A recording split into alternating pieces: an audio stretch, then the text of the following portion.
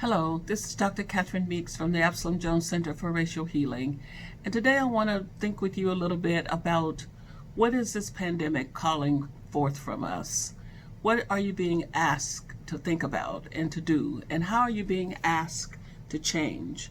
And what is the biggest challenge that you have faced so far? And how are you feeling? How are you doing? Because it's been a few weeks now, and it's a bit of a challenge to continue to be in the space that we find ourselves with so much tragedy surrounding us and so much uncertainty.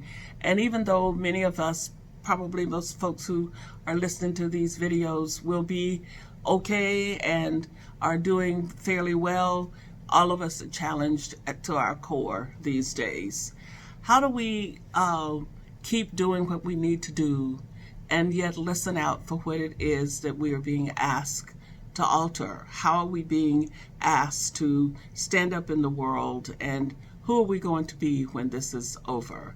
So I think that these are questions that pertain to our hearts more than anything else. So I just want to ask, how's your heart? How's your heart doing? You know, where is the peace, and where is the sense of grounding, and what is it that keeps you from flying into little pieces out into this uncertain kind of milieu that's going on in our country right now?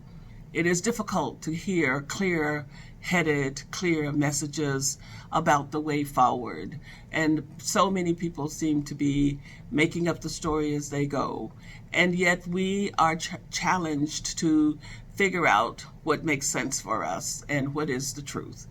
And so that's not simple, and it's not simple at any time, but it's certainly not simple now when there's so many other things to figure out. So how are you doing, and what are you doing? What do you find that brings you some joy and peace and a sense of being okay as you have to be redefining how you do work and how you think about the ways in which we have lived? It's challenging, and I know that it's challenging because I am facing that challenge like everybody else. So to connect back to creativity and imagination and some of those things that give us energy, to pay attention to the simple blessings that have come in our lives. These are some of the ways that we can cope right now in this time of uncertainty.